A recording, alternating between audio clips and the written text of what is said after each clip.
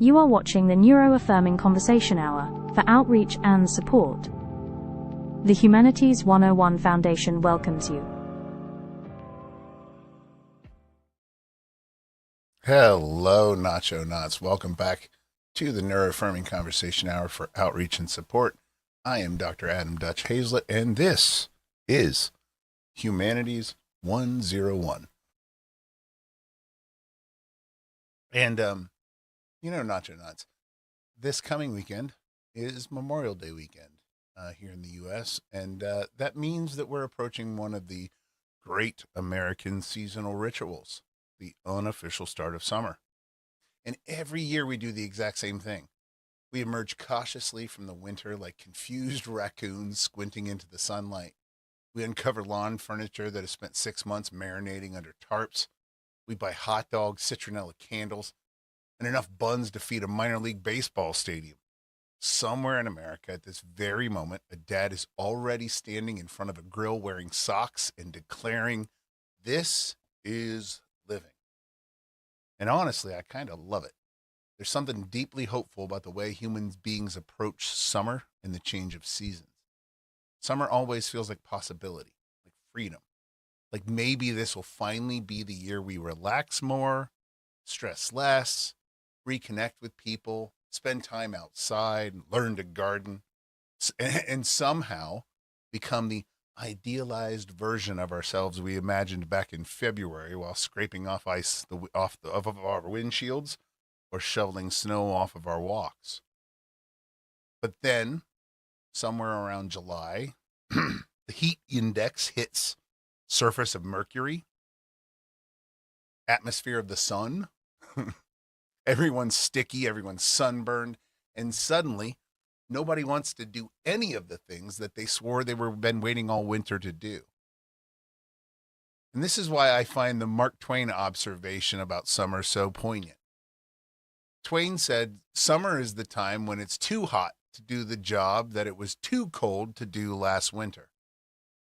And that might be one of the most accurate descriptions of human nature ever written.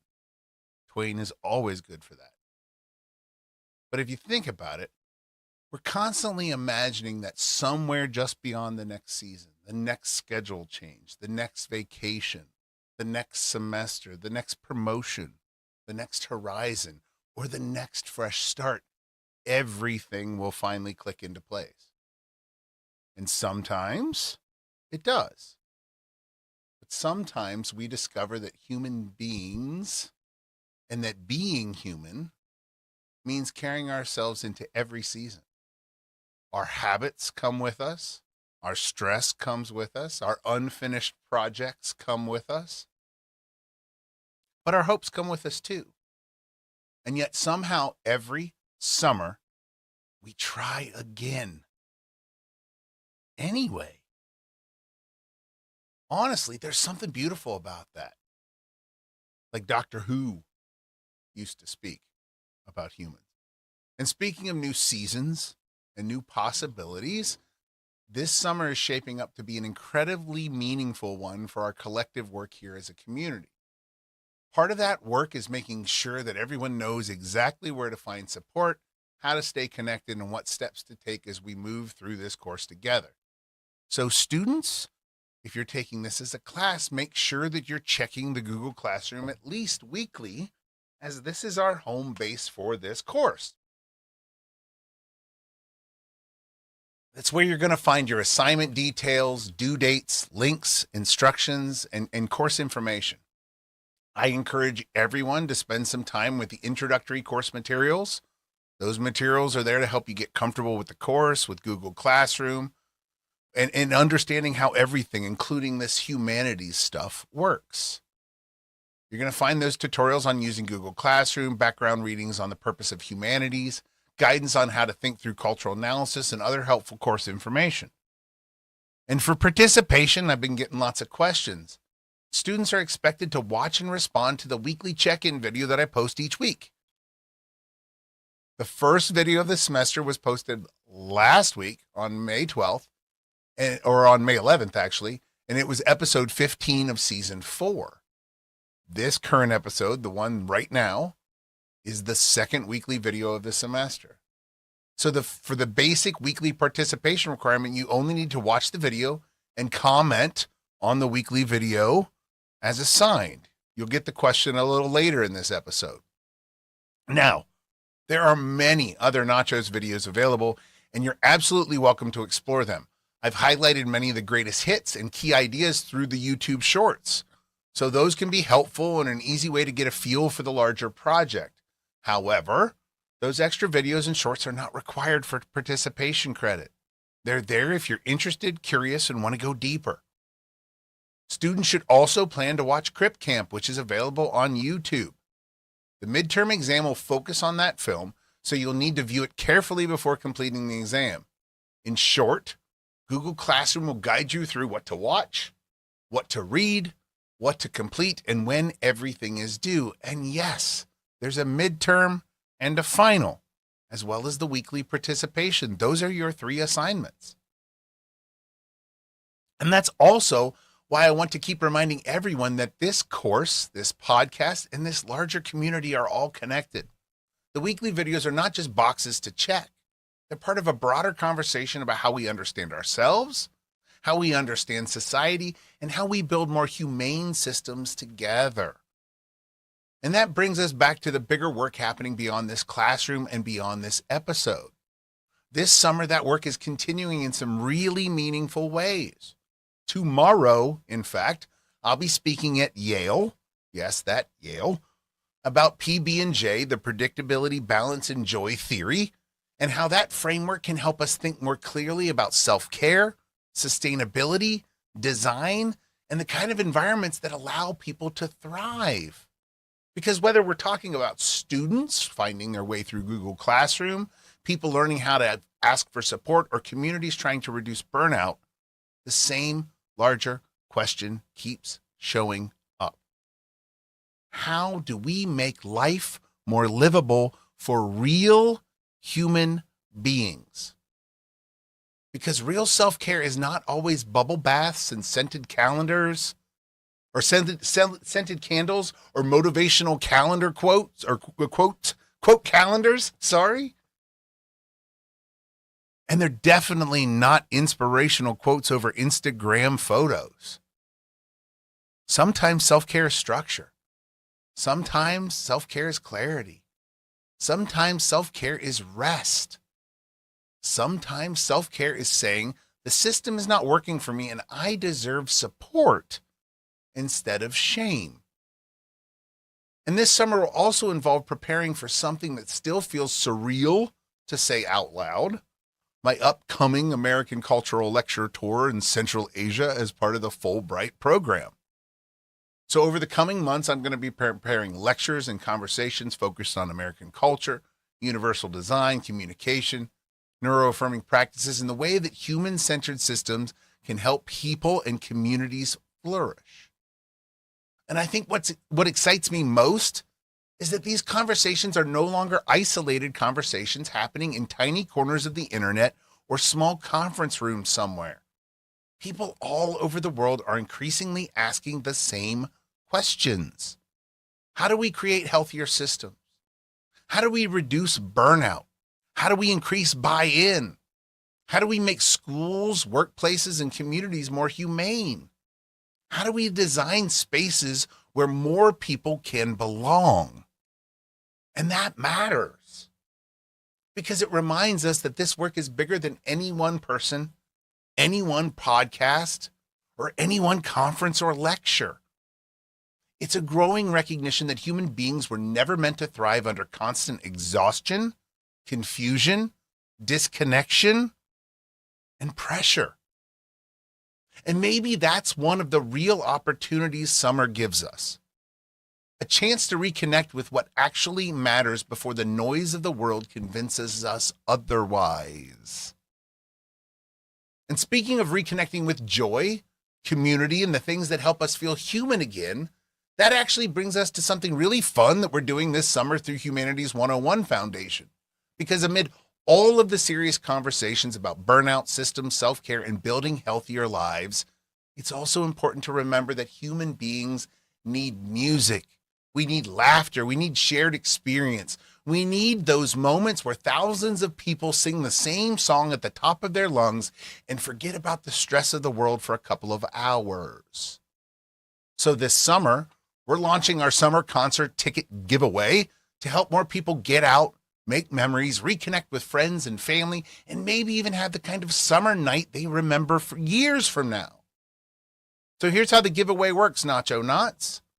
Thanks to the generosity of one of our longtime supporters, the Humanities 101 Foundation concert giveaway is giving members of our community the chance to win 2 lawn tickets to a live summer concert event of their choosing through a random drawing giveaway. That means whether you're hoping to spend a night at Pine Knob Music Theater singing under the stars, reconnecting with friends, or just escaping the stress of everyday life for a few hours, this is our way of helping create a little more joy and community this summer. Maybe that means Luke Bryant, bringing the summer party energy, Brooks and Dunn, delivering country nostalgia, Lil Wayne, turning lawn into one giant sing-along, and even Machine Gun Kelly bringing hometown Michigan energy to the stage. And honestly, that's a part of what this is really about. This whole project, community, memory, shared experience, humanity. The kind of nights that remind us that life is supposed to include joy too. And entering is super simple. You share the giveaway or you share content about Humanities 101, this video, a short, whatever. You subscribe to the Humanities 101 YouTube channel, and you fill out an official entry form on the website. Winners are selected randomly from eligible entries. And what I love most about this is that it reflects the larger spirit of what we're building together here. We're not just building content, and we're not just building conversations. We're trying to build a community where people feel seen, connected, encouraged, and reminded that joy is not something you have to postpone until someday when life finally becomes less stressful. You deserve moments of joy now, too. So check out humanities101.org/giveaway for more information.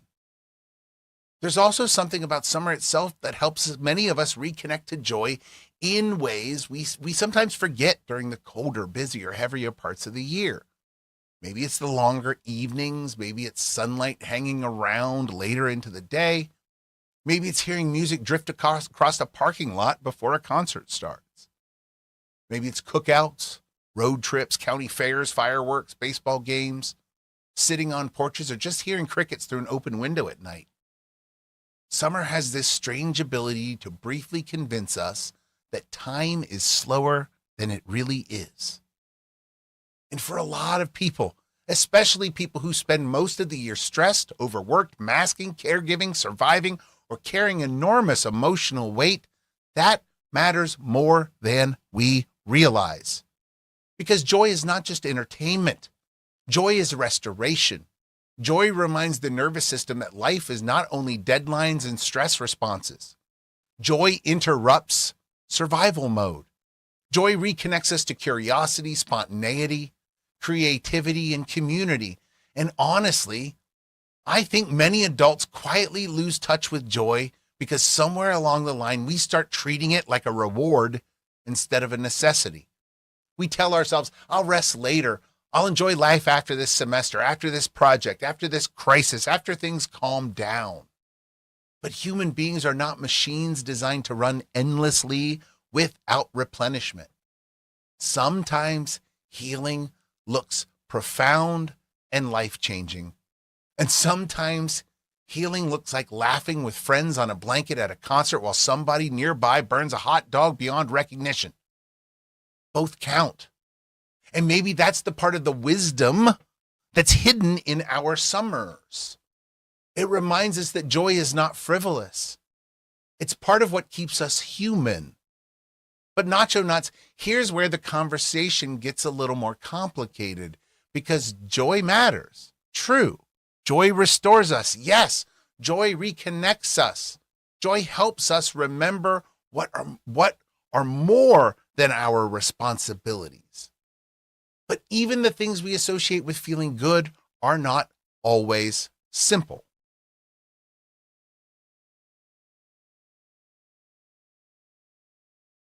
A new study from the Oregon Health and Science University, working with researchers from Anhui University in China, looked at serotonin, that brain chemical many people associate with mood, happiness, and emotional regulation. And what they found is fascinating. Serotonin may help many people with depression and anxiety, especially through medications like SSRIs, but it also may play a role in worsening tinnitus, the persistent ringing or buzzing in the ears that can be deeply distressing for many people. Using light-based brain stimulation in mice, the researchers identified a serotonin-related circuit that connects directly to the auditory system. When they activated that circuit, the mice showed behaviors associated with tinnitus. When they turned that circuit down, those tinnitus-like behaviors improved. And I think that this, even though it's again about mice, is a larger, powerful reminder for our NACHOS conversations. The brain is not a vending machine where you put in more serotonin and automatically get more happiness. Human beings are systems, delicate systems. So context matters. Balance matters. Individual difference matters. And that doesn't mean that serotonin is bad. It doesn't mean antidepressants are bad. It doesn't mean that anybody should stop or change medication without their prescribing clinician. What it means is that even helpful things can have complicated effects depending on the person, the body, the brain, and the situation. And that connects beautifully to the neuro-affirming work that we do, because neuroaffirmation is not about pretending every difference is easy, simple, or uncomplicated. It's about listening carefully to lived experience. It's about validating what people report about their own bodies, their own minds, and their own experiences. It's about moving away from the one-size-fits-all assumption and towards support that actually fits the person in front of us. So yes, joy matters. But sustainable joy is not about chasing constant stimulation, constant intensity, or constant feel-good chemistry. Sustainable joy is about paying attention to what actually nourishes us, what overwhelms us, what helps us regulate, and what starts to become too much. The same thing that helps one person feel grounded may make another feel flooded. Sometimes music is healing. Sometimes sound is painful. Sometimes a concert is liberation. Sometimes a loud room is too much. And none of that means that anyone is broken. It means we're human. And that brings us to a bigger question, Nacho Knots. What does it really mean to be human? Because we say that phrase all the time. Being human, human nature, the human story, our shared humanity. But sometimes we talk about humanity like it's a straight line. Like history was always marching towards us. Like evolution was a clean, tidy staircase from ancient ancestor to modern people. With our smartphones, iced coffee, and deeply unreasonable password requirements. But a new report from Arizona State University reminds us that the human story was never that simple. Researchers with the Lidi Guerrero research project in Ethiopia that studies ancient fossil teeth from between 2.6 and 2.8 million years ago. And those teeth suggest something remarkable. Early members of the Homo and previously unknown species of Australopithecus may have been living in the same region at the same time. In other words, human evolution was not one neat ladder. It was more like a crowded family reunion where nobody brought name tags. Multiple human relatives, different branches of the hominin family tree. And they may have shared the same landscape, adapted to the same changing environments, and possibly competed for some of the same resources. And I love this because it challenges one of the oldest myths we carry about humanity. the myth of the single correct path. There was never just one way to be an early human. There was never just one way to adapt. There was never just one version of intelligence or survival, movement, diet, problem solving, or belonging. The researchers dated the fossils by studying volcanic ash deposited in Ethiopia's Afar region. Those layers of ash helped them place the fossils in time and reconstruct the ancient environments around them. What is now a rugged Badlands landscape may have once included rivers, shallow lakes, and greener habitats where different hominin species cross paths. And that matters for our larger NACHOS conversation. Because when we ask what it means to be human, the answer is not sameness.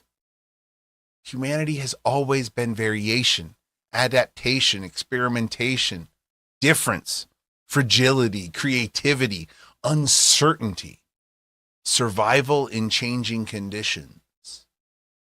The story of humanity is not a story of one perfect design winning because it was superior in every way. It's a story of bodies and brains responding to environments.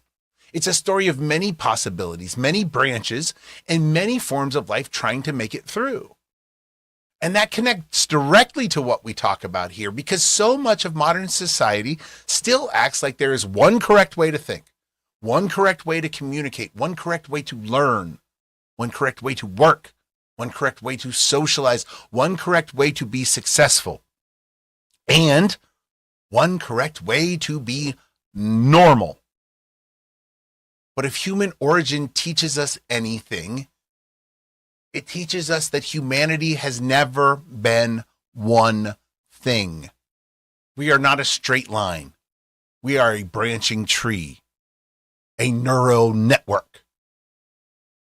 And that means difference is not a flaw in the human story. Difference is the human story. And if humanity is a story of variation, adaptation, and bodies responding to changing conditions, then this next study gives us another way to think about care across the lifespan. Because being human does not stop at origin stories. Being human also means aging, changing, needing support, trying to preserve memory, mobility, dignity, independence, and connection for as long as we can. A new study from Mass General Brigham looked at whether taking a daily multivitamin might help slow biological aging in older adults. This came out of the large Cosmos clinical trial, which stands for the COCO Supplement and Multivitamin Outcome Study. And here's the interesting part. Researchers studied blood samples from 958 healthy older adults with an average age of about 70. They looked at something called epigenetic clocks, which are DNA-based measures that estimate how quickly the body is aging at the cellular level. After 2 years, participants who took a daily multivitamin showed slower biological aging across several of those measures. The overall effect was roughly equal to about 4 fewer months of biological aging over the 2-year study period. Now, as always with these things, we want to be careful here. This does not mean that a multivitamin is a magic fountain of youth. It does not mean everybody should run to the store and assume one pill will erase stress, poor sleep, food insecurity, loneliness, environmental strain, or lack of health care. And it certainly does not replace medical advice from a clinician who knows your body and your medications. But it does suggest something meaningful. Small, accessible supports may matter. And that connects beautifully to our conversations about universal design and micro-accommodation. Because so often when we talk about health, aging, learning, disability, or well-being, we imagine interventions have to be dramatic or expensive or grand to be worthwhile. We imagine transformation has to arrive like a thunderclap. But sometimes support is smaller than that. Sometimes support is clearer instruction, a quieter room, a predictable schedule, a daily nutrient, a reminder system, a chair in the back. a little more time, a little less shame, a little more access. The body, like the brain, is constantly responding to its environment. Aging is not just a number on a birthday card. It's a relationship between biology, stress, nutrition, movement, rest, community, healthcare, and the conditions people are living under every day. And I think that's the deeper lesson here. Human beings are not fixed machines. We're living biological systems. We are shaped over time by what we are given, what we are denied, what we endure, and what helps us recover. So when we talk about care, we're not just talking about one dramatic cure. We're talking about the accumulation of supports that make life more livable. And whether we're talking about older adults, neurodivergent students, burned out caregivers, disabled workers, or anyone trying to make it through a hard season, that truth matters. Small supports are still supports. And sometimes small supports offered consistently and without shame can help people hold on to more life. And that idea, that small supports can matter, leads us right into another study that speaks directly to something many of us know in our bones. Anxiety is not just worrying too much. It's not a character flaw. It's not a lack of gratitude. It's not a weakness. And it definitely isn't somebody being dramatic. A new study from UC Davis looked at brain chemistry in people with anxiety disorder and found something really interesting. Researchers reviewed data from 25 previous studies involving more than 700 people. They were looking at neurometabolites, which are chemicals involved in how the brain functions and uses energy. And one signal stood out: choline. Choline is an essential nutrient involved in memory, mood regulation, cell structure, and nerve signaling. In this analysis, people with anxiety disorders had about 8% lower levels of choline in their brain compared with people without anxiety disorders. The clearest difference appeared in the prefrontal cortex, the part of the brain involved in decision-making and emotional regulation, behavior, and helping us decide whether something is actually dangerous or just feels dangerous. Now listen, whether it's actually dangerous or feels dangerous. And that matters because so many people with anxiety spend their lives being told just to calm down, just to take it easy, as if the body has a magical calm down button hidden somewhere behind the left ear or the right knee, or maybe it's in between the toes. But anxiety is not simply a thought problem. It's a body problem, a brain problem, a nervous system problem, a lived environment problem. And sometimes, as this study suggests, it may even be a nutrient-related brain chemistry problem that we're only beginning now to understand. So we got to be careful with this one too. The study does not prove that these levels in the brain, high or low, cause anxiety. It doesn't prove that taking choline supplements will treat anxiety. And researchers specifically caution that people should not self-medicate with excessive supplements. More research is needed before anyone can say anything about whether changing intake can improve anxiety symptoms. But what it does offer is another reminder that mental health is embodied. The mind is not floating somewhere above the body like a motivational poster with Wi-Fi. The mind lives in the body. It lives in sleep. It lives in food. It lives in stress hormones, in sensory input. It lives in trauma history.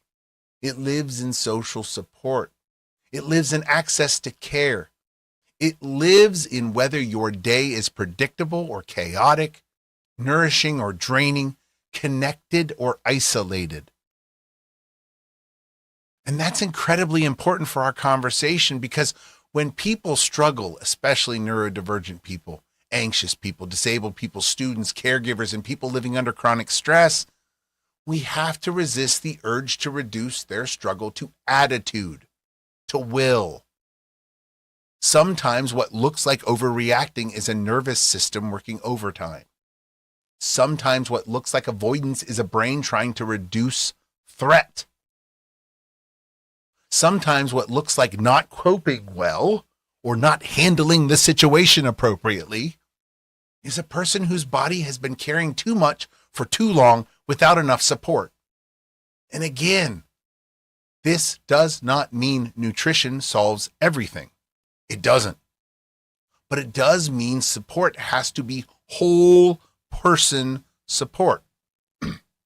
Medication can matter, but food access can matter. Rest can matter. Movement can matter. Community can matter. Clear expectations can matter. Sensory safety can matter. And yes, sometimes ordinary nutrients matter too. That's the deeper lesson. Human beings are not machines that need better discipline. We're living systems that need care. And when we understand that, when we stop asking, what is wrong with this person? And start asking a better question like, what support is missing?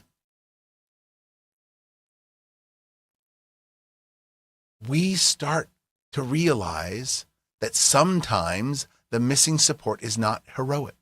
It's not expensive. Sometimes it doesn't require an identity overhaul, a complete life reset, or becoming some sort of person who owns 17 matching containers of overnight oats. Sometimes the missing support is a few minutes of movement that helps the body remember it's alive.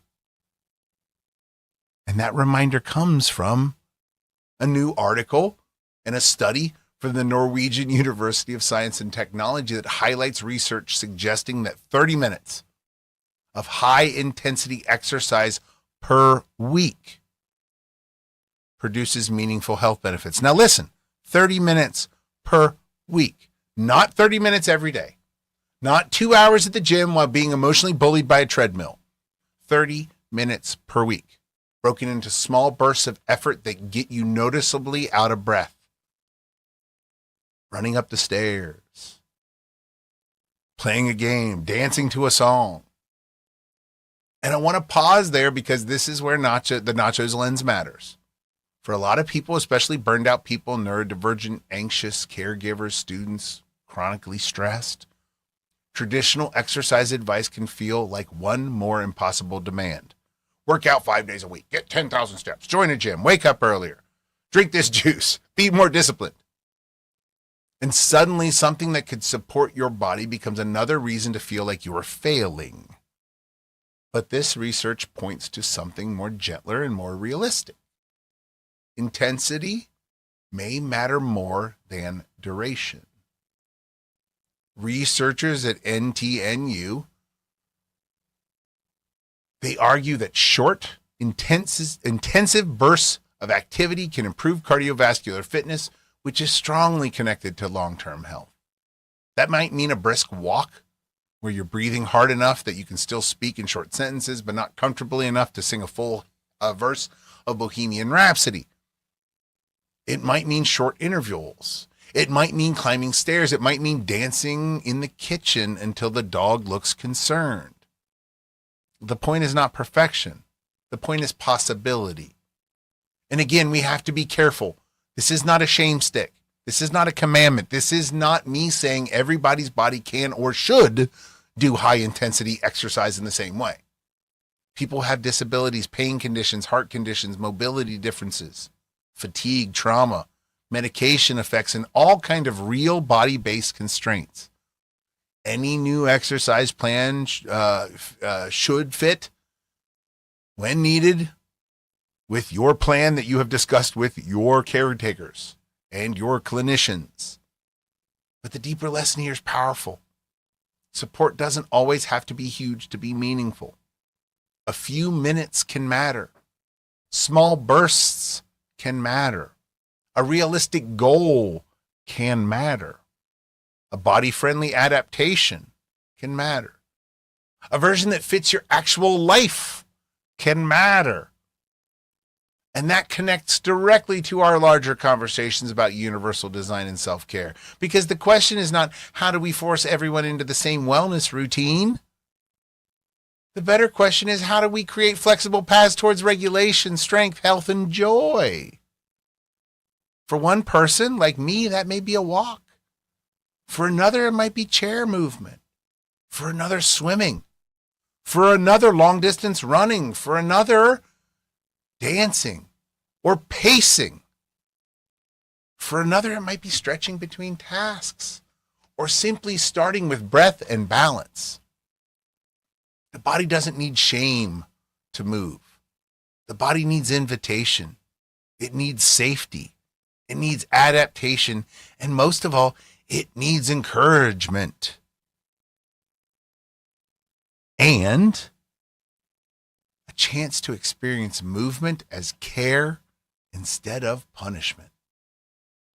So maybe one answer to what support is missing is this: not more pressure, more accessible ways back into our bodies.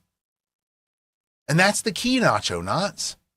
Movement may be a part of what is missing, but it may not be. For some people, the missing support might be exercise. For someone else, the missing support might be less exercise because their body is exhausted, inflamed, injured, depleted, or quietly begging for recovery. For some people, the missing support might be more sleep. For someone else, it might be less time in bed and more daylight structure in gentle movement to help reset the rhythm of their day. For some people, the missing support might be more food, more consistent meals, more nourishment, more protein, more water, more permission to eat without guilt. And for someone else, it might be less of something that has been making their body feel sluggish, overstimulated, uncomfortable, and disconnected. And this is where we have to be very, very safe and careful with this wellness culture crap. Because wellness culture loves universal answers. Drink this, take that, wake up at 5 a.m., cut this out, add this supplement, do this workout, follow this routine, buy this journal, become this person. But human beings are not identical machines with the same missing parts. We're living systems shaped by bodies, brains, histories, environments, relationships, responsibilities, stress, grief, joy, access, money, time, trauma, disability, culture, and care. So the question is not, what is the one thing everyone needs? The better question is, what is my body, my brain, and my actual life trying to tell me? And sometimes the answer is not obvious. Sometimes we think we need more discipline when we actually need more rest. Sometimes we think we need more productivity when we actually need more connection. Sometimes we think we need to push harder when we actually need to recover. Sometimes we think we need to relax when what we really need is stimulation, novelty, movement, sunlight, or a reason. Yes, just an excuse to leave the house. Sometimes we think we are falling when we're actually under-supported.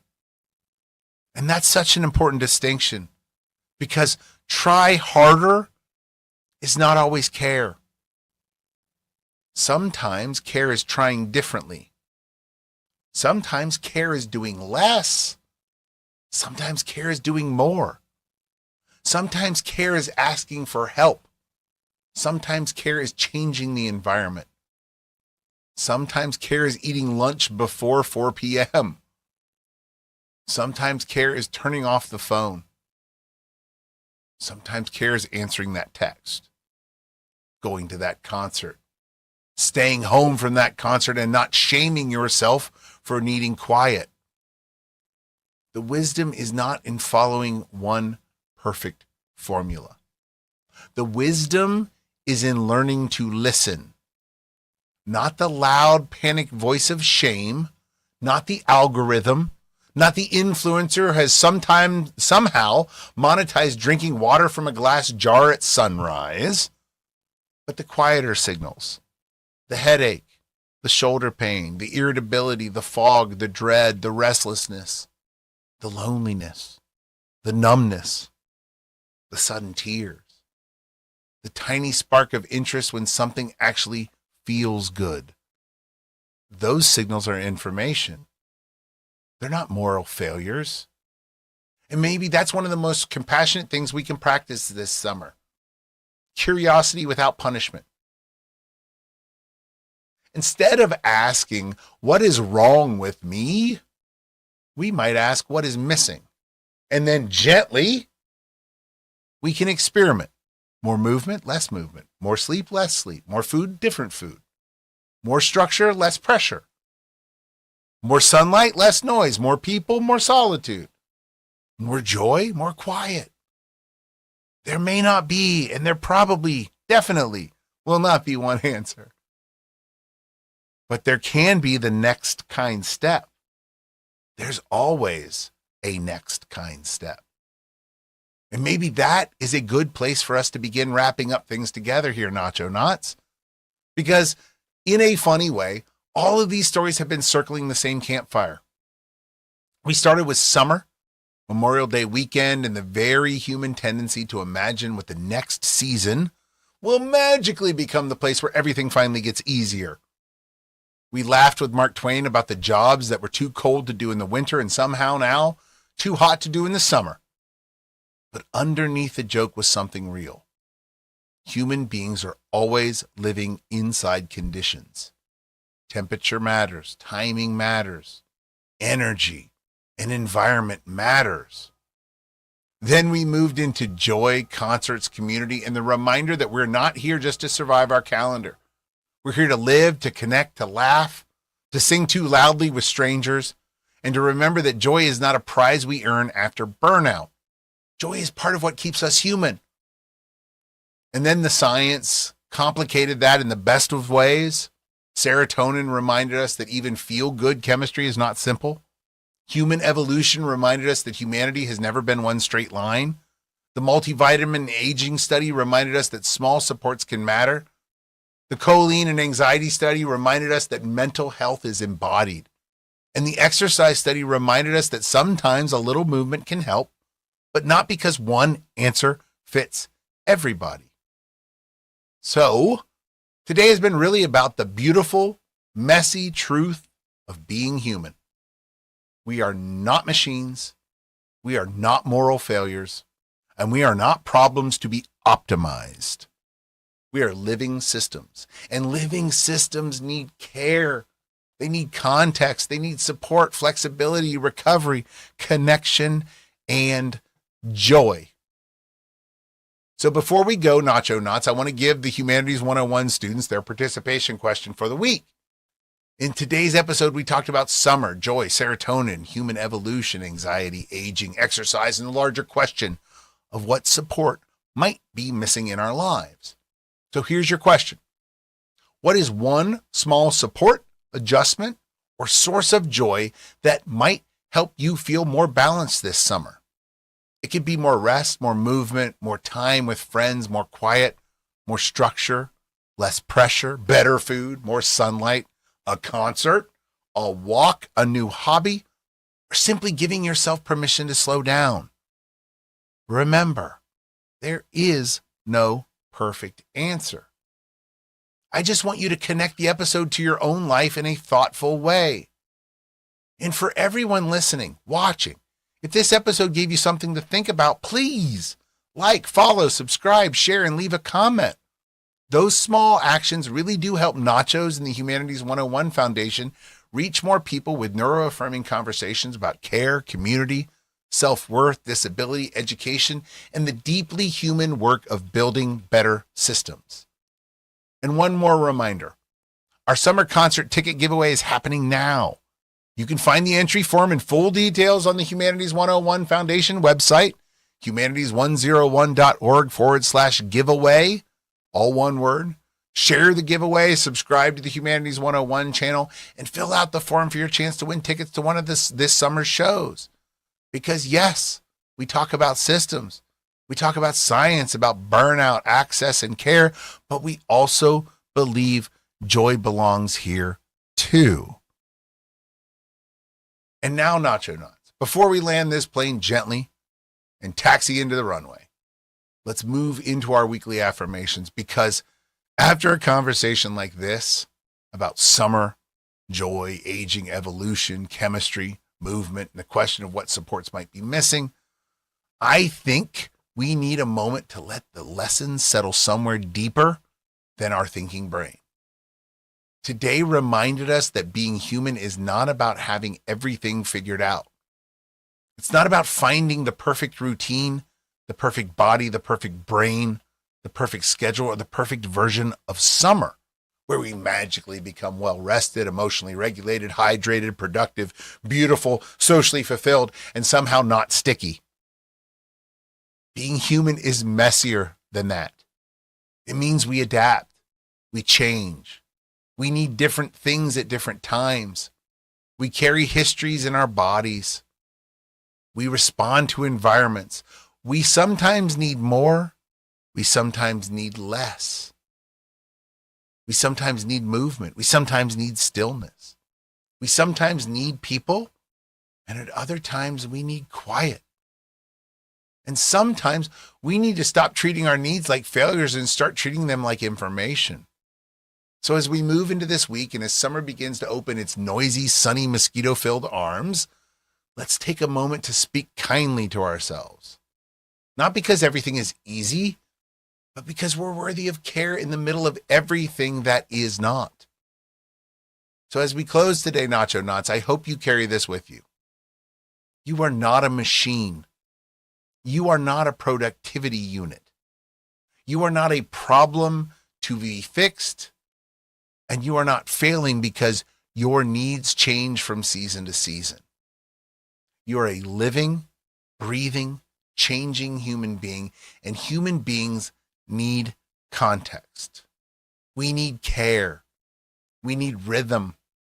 We need rest. We need connection. We need room to adapt. And yes, we need joy. So as summer begins, may you give yourself permission to ask better questions. Not, why can't I do anything? But what support might help? Not, what is wrong with me? But what is my body or brain trying to tell me?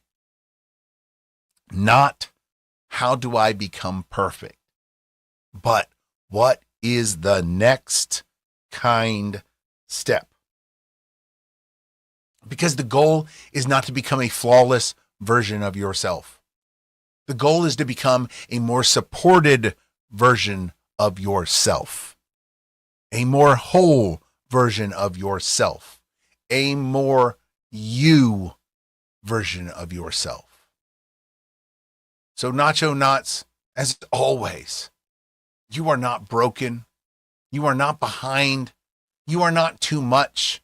You are not alone. Your needs are not burdens. Your joy is not frivolous. Your rest is not laziness. Your differences are not defects. You are allowed to take up space. You are allowed to need support. You are allowed to change. You are allowed to begin again.